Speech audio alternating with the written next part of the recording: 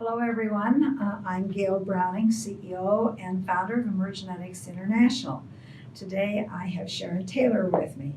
Sharon, can you introduce yourself? I'd be happy to. I'm Sharon Taylor and Director of Quality for Learning and Development here at Emergenetics International.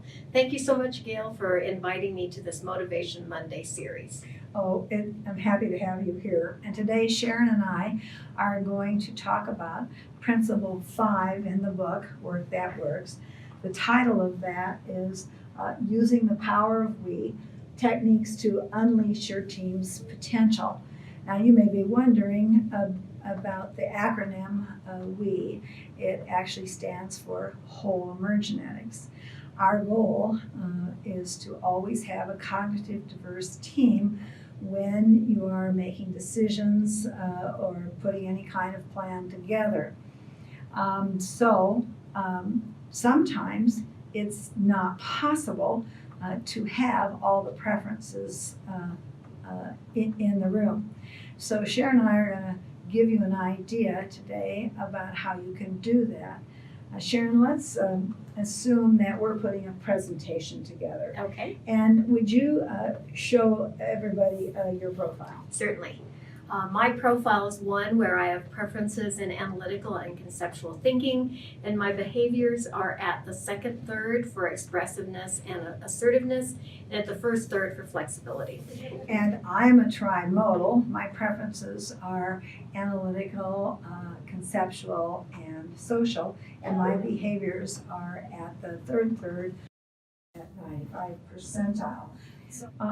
So Sharon, if you and I were going to brainstorm an idea or come up with a plan for putting a presentation together, we'd probably do well in the beginning, but then we have a little issue. Indeed. For both of us, our structure is just a little sliver of the pie portion of the profile.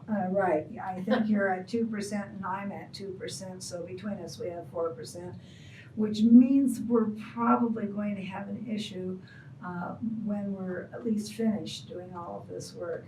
Can you give us an idea of what we would do next?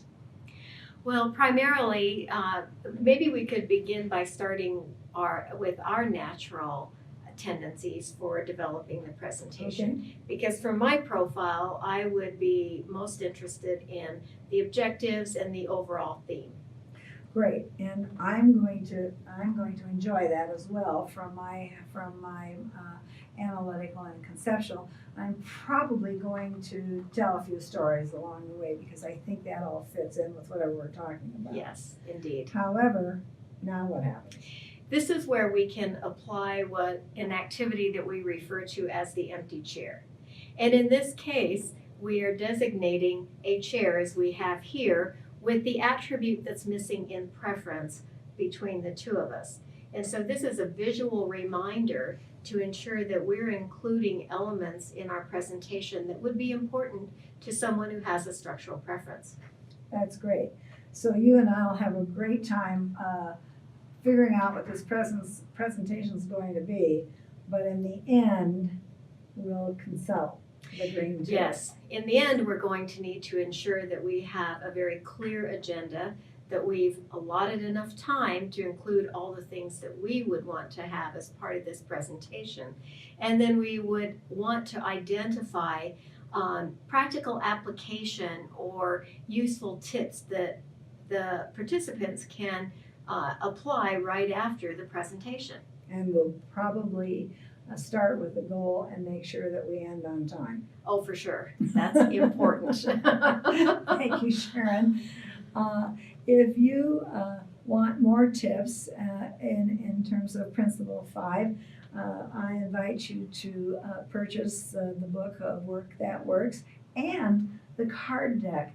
The card deck works with each one of the principles.